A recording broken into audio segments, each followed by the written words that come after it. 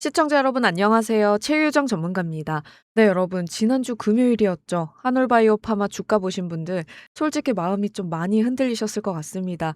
장중에 마이너스 20%까지 급락하면서 이러다가 진짜 잘못되는 거 아닌가 이런 생각 드신 분들도 많으셨을 것 같은데요. 그런데 오늘은 분위기가 좀 달라졌습니다. 주가는 반등을 시도했고요. 같은 바토클리맙 이슈를 다룬 추가 기사들이 나오기 시작했습니다. 그래서 오늘은 왜 지난주에는 그렇게 과하게 빠졌고 왜 또 오늘은 다시 반등 신호가 나왔는지 가격에 대한 이야기는 잠시 빼고요. 팩트 흐름만 차분하게 정리해 보도록 하겠습니다. 중요한 구간이니까요. 구독과 좋아요 먼저 눌러두시면 이후에 흐름 보시는데 도움이 많이 되실 겁니다. 먼저 지난주 급락부터 아주 쉽게 정리해 보도록 하겠습니다. 시장을 흔든 건요. 권리 반환 검토라는 이 말 한 줄이었습니다. 이 표현을 많은 분들이 약이 실패했다, 임상이 깨졌다, 이렇게 받아들이셨죠. 하지만 실제 상황은 전혀 달랐습니다. 이뮤노반트의 입장은요, 지금 쓰고 있는 약이 나쁜 건 아니지만 더 최신 버전의 우선순위를 두겠다는 겁니다. 즉, 약이 실패해서 버리는 상황이 아니라 회사 내부에서 개발의 순서를 조정하는 단계에 가까운 거죠. 그럼에도 불구하고 주가가 크게 빠진 이유는 단순합니다. 이 권리 반환이라는 단어가요, 과거 바이오 실패 사례들과 겹치면서 사람들 마음이 먼저 얼어붙었기 때문인데요. 한마디로 기업 가치가 무너져서 나온 하락이 아니라 해석이 앞서가면서 심리가 먼저 흔들린 하락이었습니다. 이제 오늘 나온 기사를 보면서 달라진 점을 한번 보도록 하겠습니다. 복잡하지 않습니다. 핵심은 두 가지인데요. 먼저 첫 번째는 주도권입니다. 한올바이오파마는 공식적으로 이렇게 밝혔습니다. 바토클리맙은 상업성이 충분하다. 파트너사는 계약상 개발과 사업화를 추진해야 할 의무가 있다. 이 말의 의미는요, 한올이 끌려가는 구조가 아니라 선택권을 가진 쪽이라는 거죠. 만약 파트너사가 끝까지 사업화를 미루거나 포기한다면 한올은 다른 선택을 할 수 있습니다. 다른 글로벌 제약사와 다시 협력할 수도 있고 직접 상업화를 추진할 수도 있습니다.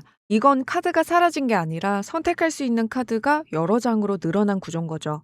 이런 흐름에서 가장 중요한 건 결국 대응 속도입니다. 제가 바이오브리츠 채널을 시작한 지 아직 한 달도 되지 않았는데요.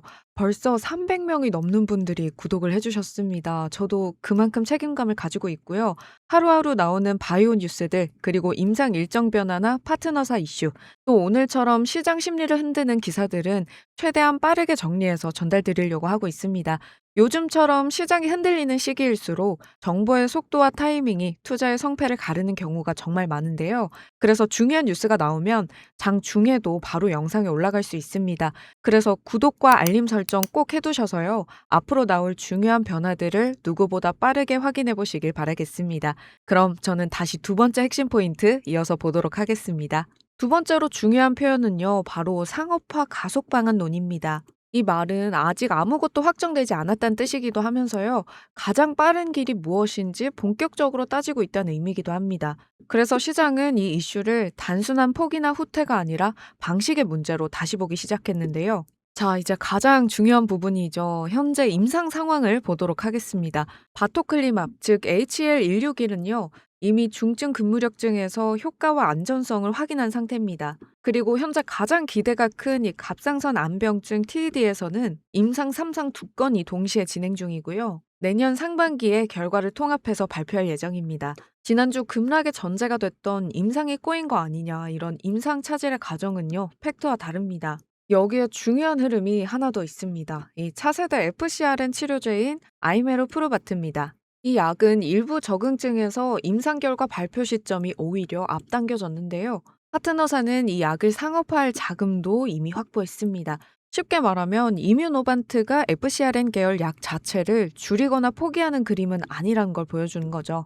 그래서 오늘의 반등은요, 갑자기 호재가 터져서 급등한 흐름은 아닙니다. 지난주에 과도하게 반영됐던 이 공포가 조금씩 정상화되는 과정에 가까운 거죠.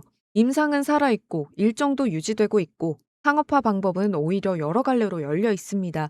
그리고 지난주의 하락은 결과가 나빠져서 나온 하락이 아니었고요. 결과를 기다리는 과정에서 사람들의 마음이 먼저 흔들린 가격이었습니다. 이제 시장이 보는 포인트는요, 이게 반환이냐 아니냐가 아니라 어떤 방식으로 가장 빠르게 상업화가 정리되느냐입니다. 이 흐름이 어떻게 이어질지 이제부터가 정말 중요한 구간입니다. 오늘 정리가 여러분께 도움이 되셨다면요, 구독과 좋아요 꾹 눌러주시고요. 한올바이오 파마의 다음 변화도 저와 함께 계속해서 체크해 보시죠. 지금까지 최유정 전문가였습니다. 감사합니다.